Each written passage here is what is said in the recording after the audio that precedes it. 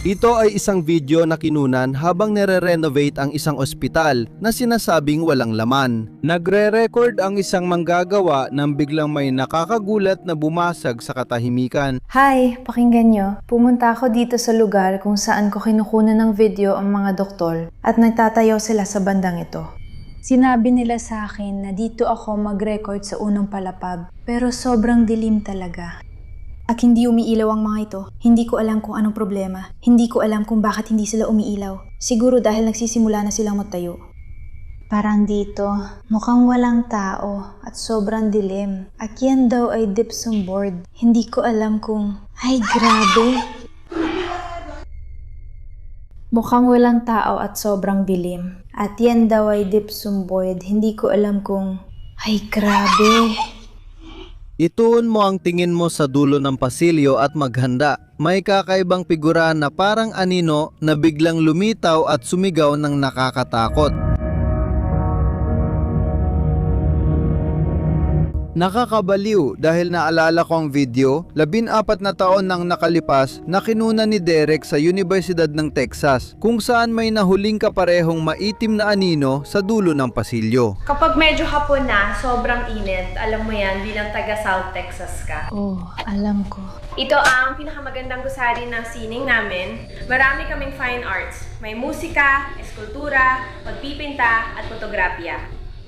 Dito sa baba, ito ang aming music wing. Sa tingin ko, wala na ito. Ang saya talaga kasi may mga palabas ng mga estudyante, may mga palabas din ng mga profesor, at ilang beses sa isang semestre ginagawa nila ito, at kahit sino pwedeng dumalo at talagang maganda. Ito ang hallway namin para sa eskultura. Dito sa baba, may printmaking kami. Kadalasan, may professor doon. Meron sila nito at kahit sino ay pwedeng dumalo at talagang maganda. Ito ang aming eskultura. Hallway. Ang sculpture hallway namin at sa ibaba ay may printmaking kami. Kadalasan may professor doon. Yung mga figurang walang muka na basta nakatayo at nakatingin sa'yo mula sa malayo. Pagkakataon lang ba ito? Biro lang ng mga manggagawa? O ganito talaga nagpapakita ang mga presensya ito sa kamera? Nasa iyo ang pasya. Palagay mo ba? Lagi tayong pinagmamasdan ng mga anino mula sa dilim? Pupunta tayo sa isang lumang sinehan sa Indonesia na sikat sa mga nakakatakot na urban legend. Tahimik na nagre-record ang isang babae gamit ang cellphone habang naglalakad mag-isa sa walang taong pasilyo. Pero wag alisin ang tingin sa screen at bantayan ang dulo.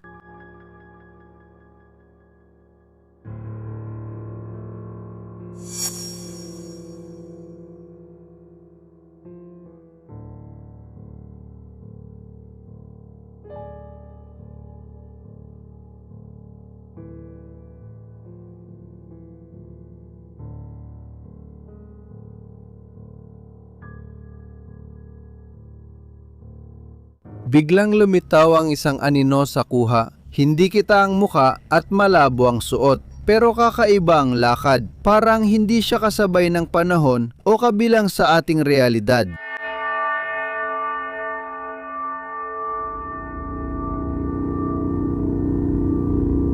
Hindi niya napansin ang nakakakilabot na tagamasid hanggang nirepaso niya ang video pag-uwi. May nagsabing ibang customer lang ito pero wala namang ibang tao noon. Nilalang na naipit sa pagitan ng mga palabas o simpleng pagkakamali sa video, ikaw pa rin ang magpapasya.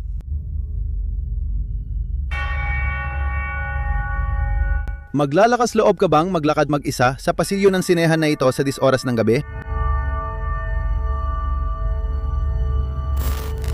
Isang lalaking Indones ang namumuhay sa paglalakbay gamit ang van niya. Noong Disyembre 2024, nag-livestream siya mula sa madilim na sementeryo sa tuktok ng bundok, hinahamon ng panganib. Hinihiling ng lalaki sa mga espiritu na magpakita sa kamera, kaya tumutok ka sa screen mula sa sandaling ito. Para sa lahat dito at mga bantay ng Sujeto de Encarada, ipakita mo ang sarili mo. Siguro para sa mga narito, para sa lahat ng narito. Dito, lumapit ka, ipakita mo ang sarili mo. Segunik London, kakabili lang ng admission. Tiberi Mongo Pisagra. Ang penomenong ito ay gumagalaw mag-isa. At isa pa, para sa lahat ng mga fenomenong nandito, sinasabi ko, pakiusap, lumapit kayo.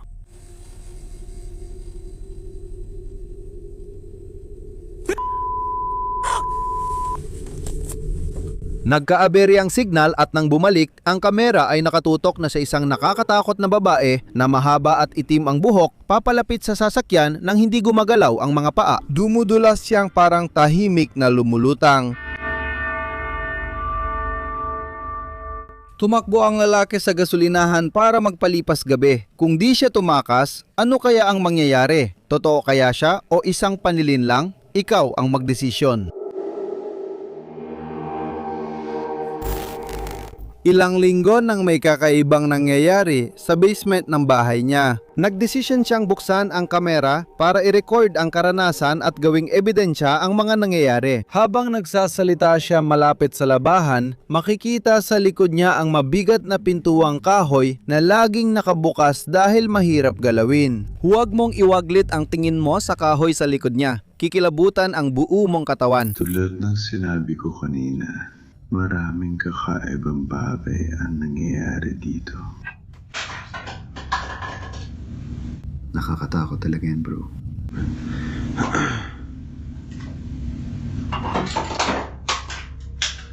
Oh, yan ang tinatawag nila.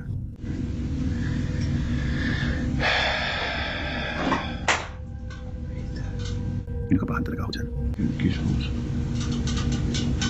Sige, eto na ang pinto. Victoria. Oh, hindi ko gusto yan.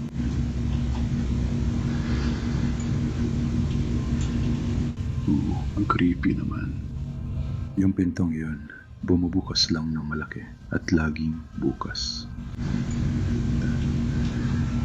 Ayan na. Bigla na lang, unti-unting nagsasara mag-isa yung mabigat na estruktura. Kapansin-pansin ang kaba ng lalaki, pero mas malala pa ang nangyari makalipas lang ang ilang segundo nang biglang bumukas ang mismong pintong yon nang may matinding puwersa na parang may nagtulak mula sa loob. May ilan na sinisisi ang hangin, ang iba naman ay naniniwala na may demonyong sangkot. Ikaw, anong paliwanag ang naiisip mo? Biyahe tayo sa Argentina, sa isang liblib na lugar kung saan si Pavel ay gwardiyang panggabi sa isang tulay.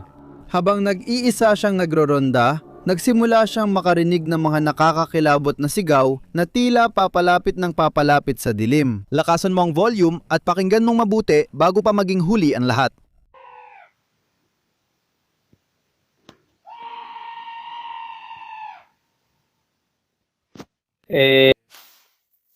Alas 3:30 na mamada. Umalis ako para magronda ang gabi-gabi kong ronda. Umalis ako para magronda at nakarinig ako ng sigaw. Kaya nagkubli ako dito sa loob ng garita. Dahil nakarinig ako ng malalakas na ingay. At nangyayari ito ngayon. Kaya hindi ko alam Ginoong tagapamahala kung anong dapat gawin. Dahil yung nangyari sa akin, 24 na oras na ang nakalipas ay nangyayari ulit. Medyo paranormal ito. Kaya pupunta ako kung saan naririnig ang mga ingay sa ngayon. Parang gumalabas sa kontrol ito. Ano bang nangyayari? Ayoko mawalan ng mulirat pero... Talaga. Medyo natutulala ako sa mga nangyayari. Diretsa, natakot talaga ako. Kaya.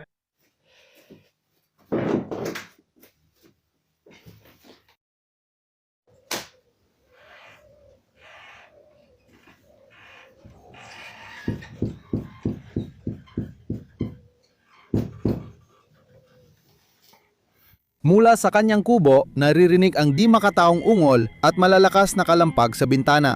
May isang lumang alamat dito sa lugar na ito na nagsasabing kapag nakarinig ka ng mga ungol sa hating gabi, huwag na huwag kang lalabas para tingnan dahil hindi yon tao at sinusubukan ka lang nitong mahuli.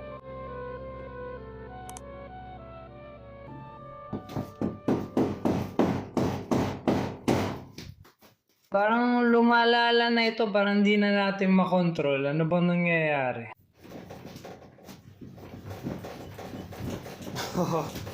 Si Pavel ay napatigil at hindi alam kung ano nag-aabang sa labas. Isa ba itong mabangis na hayop o baka isa sa mga alamat ng lungsod na nabuhay? Walang duda, isa itong misteryong nananatiling palaisipan. Pupunta ako kung saan galing ang ingay ngayon. Kung mag-isa ka sa kubo na yon, nadlakas loob ka bang buksan ng pinto? Minsan, nasasapul ng security camera ang pinakamasasamang bisita. Sa isang tahimik na kapitbahayan sa London, isang smart doorbell ang kumuha ng video ng babaeng nakadilaw na kapote na paikot-ikot sa bahay ng 10 oras ng gabi. Tingnan mabuti ang sandali na lumapit siya sa lente.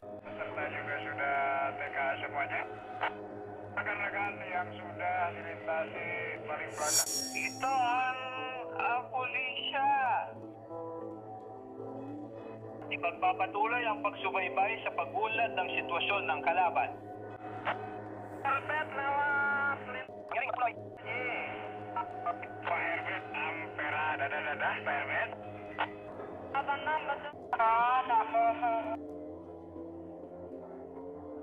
Ang dali na sa iyong muyuko.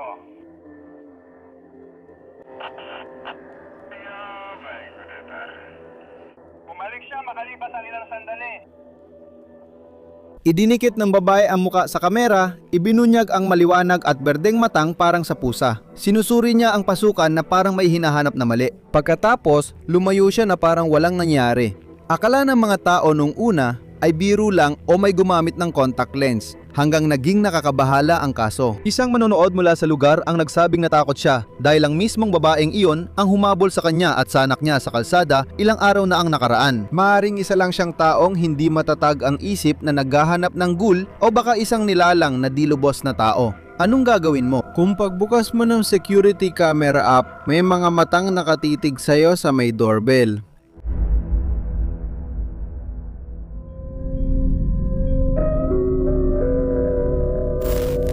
Ibinahagi ang nakakakilabot na larawang ito sa isang forum sa internet noong Mayo 2026. Ang original ay kuha noong dekada 80 sa gitna ng taglamig. Makikita dito ang ama, tiyuhin at lolo sa tuhod ng nagpost na bumibisita sa puntod ng matriarka ng pamilya sa isang tahimik na sementeryo. Pero magbigay ka ng matinding pansin sa espasyo mismo sa likod ng lapida.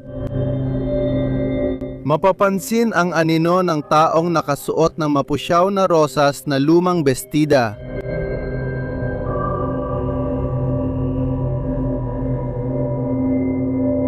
Pag tumingin ka sa itaas, makikita mo ang kamay na may hawak na maliit na pitaka at parte ng ulo niya. Ang nakakabahala ay ang kasuotan ay parang mula pa noong mga unang taon ng 1900. Isang panahon na lubos na iba sa panahon ng kuhang ito. Multo ba ito ng nuno sa tuhod nilang babae na nagbabantay sa pamilya o epekto lang ng ilaw?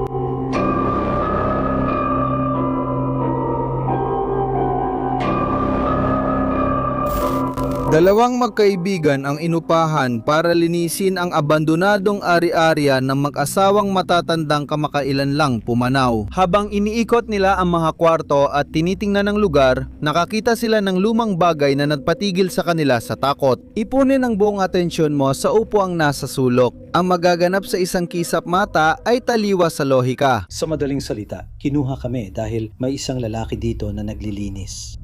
Pagkatapos, hindi namin alam ang nangyari, bigla siyang tarang walang makausap at di alam ang nangyayari. Parang nasa gitna ng paglilinis. Malinaw na ito ay ari-arian sa proseso ng pamana. May mga matatanda na namatay. Ang huling tao ay namatay sa bahay. Pero kailangan namin gawin lahat dito sa ibaba. Kaya medyo... Ano ba yan? Nakakatakot talaga yan. Hindi ko alam kung anong nangyayari dito. Ay naku! Iba ang itsura ng ulap dito sa loob. Ano ba yan? Nandun lang talaga yon. Sumusumpa ako sa Diyos. Nandiyan lang talaga siya sa upuang yon. Ano ba to? Putik. Putik-putik dyan lang, Diyos ko. Diyos ko, ang lala niyan. Atras, Atras, Diyos ko. Grabe to. Hindi ko kaya to. Ano ba yan? Pagpasok mo, makikita mo ang manikang payaso na nakaupo sa isang upuan. Maya-maya, bigla itong nawala at lumitaw sa ibabaw ng kabinet. Kita ang takot nila kaya lumipat ng kwarto, pero patuloy ang bangungot. Matindi ang tingin niya sa bungad ng kasunod na pasilyo. May narinig ka bang tao? May naririnig ka bang pera? Naririnig mo ba yon? Hello? Hello? Hello? May tao ba dyan? Hello? What the? Oh my...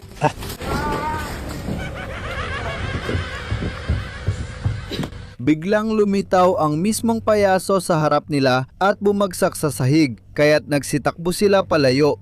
Isa kaya itong planadong biro na masama ang dating? O isang laruan na sinapian? Si Tim Morozov, isang paranormal na investigador mula Rusya, ay pumasok sa isang abandonadong mansyon na may madilim na nakaraan.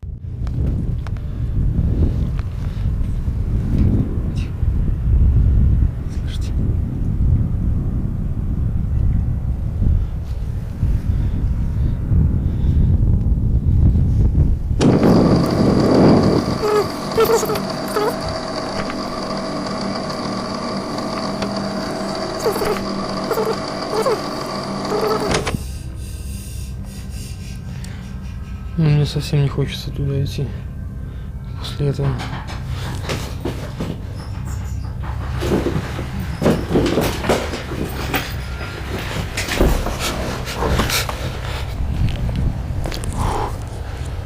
Ito ay isang biro. Ito ay isang birong pangkukulam. Ito ay isang biro. Pinag-uusapan ng mga lokal ang nakalimutang altar ng kulam sa basement dito. Simula nang dumating siya, kusa nang bumubukas at umuugong ang mga pinto, parang inaanyayahan siyang pumasok. Tingnan mo ang mga nakapirming kamerang iniwan niyang nakarecord buong magdamag.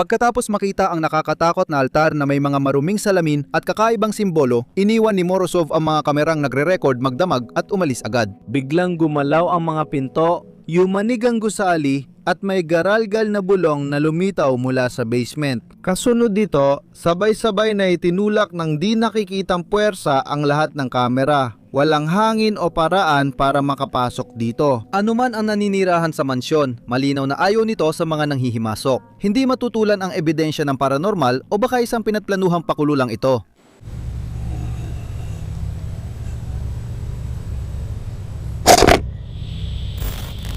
Isang babae ang nagre-record ng video sa bahay ng 10 oras ng gabi. Nang mapansin niyang may kakaiba sa kusina, iniwang bukas ang kamera para may record dito. Ang hindi inaasahang anomalaya at matinding kaguluhan na masasaksihan niya mismo sa sariling bahay. Makinig sa katahimikan ng silid. Malapit nang masira ang katahimikan sa marahas na paraan.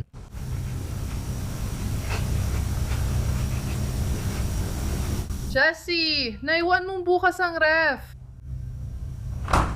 Grabe naman.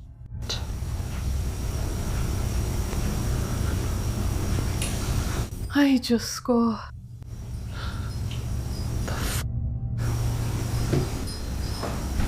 Anong mangyayari? Oh! Ay, Diyos ko. Ay, Diyos ko. Ay, Diyos ko. Habang pinapagsabihan niya ang kaibigan na naiwan ang bukas na ref, biglang kusa itong sumara. Natakot siya pero nagpatuloy mag-record at nakita na kusang bumubukas ang mga kabinet at nahuhulog ang gamit sa mesa. Nagpanik na lang ang babae sa harap ng ganitong di nakikitang pangyayari. Sa tingin mo ba poltergeist talaga ito o gawa lang ng editing? Ikwento mo sa ibaba.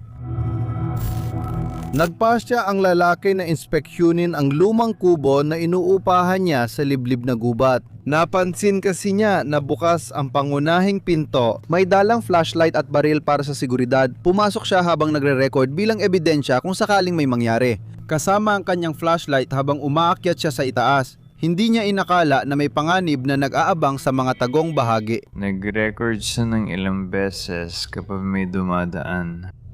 At wala talagang paraan na may makapasok sa lupang ito nang hindi namin nakikita. Sino sila? Tinap pa nila ang mukha nila, pero bumalik ako sa inuupahan kong bahay at nakabukas na naman ng todo ang pinto. Kaya dinala ko ang baril ko, naghahanda akong mag-inspeksyon para sa seguridad at naisip kong isama kayo. Pumasok kayo sa loob kasama ko kasi talagang kinakabahan ako. Kung may kung ano man sa loob, gusto ko itong makuhanan ng kamera bilang ebidensya kung may mangyari sa akin. Pero tignan natin, dala ko ang aking kalibre .40, ang Millennium G2 ko, kalibre .40. Na sa totoo lang ay isang napakagandang murang pistola. Kaya mga kaibigan, tara, tingnan natin kung anong nangyari. May tao ba sa loob? Kung nandyan ka, magpakilala ka na. Armado, ako at ito ang aking Ari-Arian. Babarilin kita. Sinasabi ko na ngayon, kung may tao dito sa loob, mas mabuti pang. Sabihin mo na ang pangalan mo at lumabas ka na. Kung kailangan ko pa kayong hulihin, babarilin ko kayo. Simusumpa ako sa Diyos. Kung may tao dito sa loob at sumugod ka sa akin, babariling kita. Bakit lahat ng kabinet dito bukas? Ano ba to? Wala namang pwedeng nakabin. Ibig sabihin, Pasensya na mga pare, nakatapa ako ng ilong lata. Ibig kong sabihin, may tao ba dito? May tao ba dito?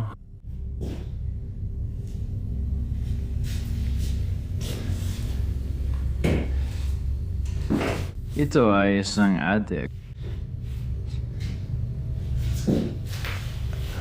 Ay, Diyos ko. Lumabas ka na. Ano ba yan? Sino ang gumawa niyan?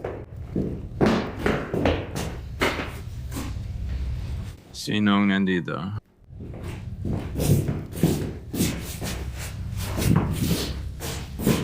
Ay, Diyos ko. Pasensya na mga pare. Pasensya na. Hindi ako...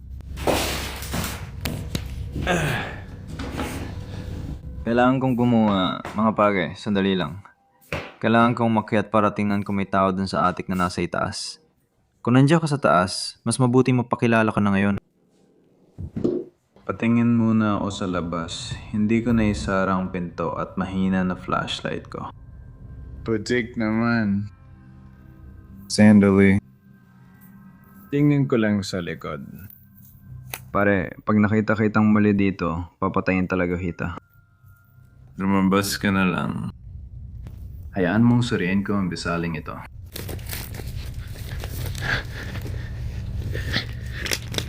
Baka may tao dito sa labas. Sige. Pagkakita sa mga kabinet na nakabukas at magulo ang lahat, biglang marahas na nayanig ang trapdoor ng Atiko kaya dali-dali siyang tumakbo. 2 buwan pagkatapos, bumalik siya kasama ang kaibigan. Habang papalapit, may mas malalang naghintay. Huwag alisin ang tingin sa basag na bintana sa harap. Sige, gawin natin ito. Nakakatakot ang bahay na yan. Tinan mo yan. Yung parang kubo na yun. Alam ko, nakakatakot talaga ang bahay na to mga pare.